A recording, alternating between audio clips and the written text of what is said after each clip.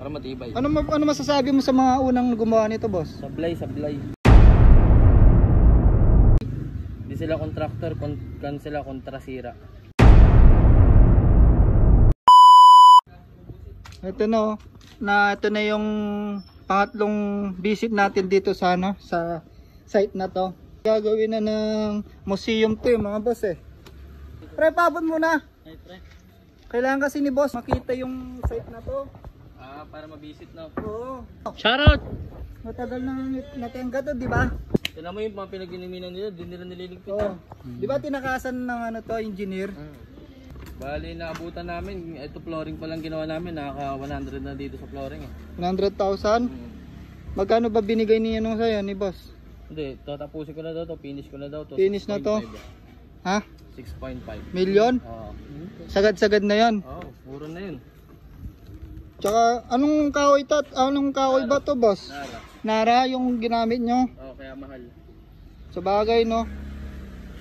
Buti nakita mo yung post na naghanap sila ng bagong engineer. Marami na akong ginawang mga lumang bahay.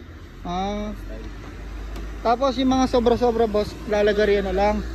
Puputulin na lang. Yan kasi yung diskarte para hindi masakay. Yung kahoy, no? Ayos Pero okay na siya, oh. Ba't gumagalaw, boss? Hindi, wala pang tukod dyan sa taas niya. Kailangan meron pa siyang brace. Pag napukudan na yan sa taas, okay na din. Okay na siya, hindi na siya delikado, no? Sabagay. Matibay na to. Pero dito pa lang matibay na.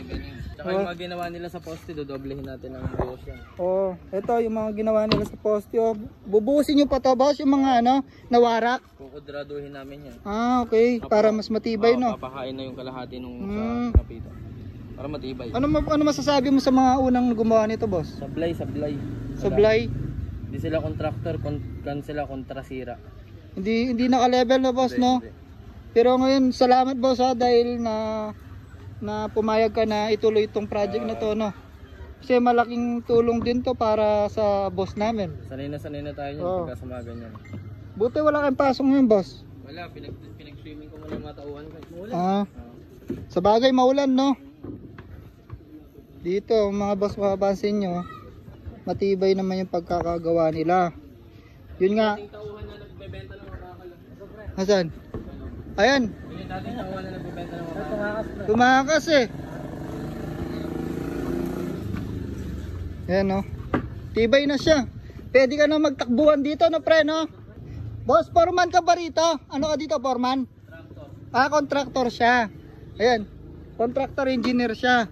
Pero isang araw lang namin ginawa to. Sorry. Mabilis. Buti kayo mabilis kayong gumawa, no? Siyempre. Yung una kasi dito, 2 linggo bago matapos yung poste. Pinagsabong kasi yung Pinagsabong yung nakuha pera. Ang laki ng budget na binigay dito, 8 million yata. Tapos tumakas lang yung engineer. Pero pag nalagyan ng brace, to matibay na siya, no? Sabi na ito ng rugby. Ay, hindi pwede rugby dyan, boss. Mighty Van? Pwede. O kaya yung bulldog, no? Bulldog, pwede. Dito, no? Lalagyan nyo ng bulldog dito, boss. Yan, tsaka doon. Tapos braces doon, no? Pag paikot ng pagano, no, boss, no? Boss, ano yan? 14th floor yan. Paano yung boss kababa ng ng yero? Mataas yan, Tatasan nyo pa siya? Akala mo baba. Bagay. Papangit yung sobrang taas. So yan, sana magtagal ka dito, boss, ha? 1 linggo lang, tapos na to. Sige, boss, salamat, boss, ha? Boss, talong ka na dyan. Dito na lang ako tatalon.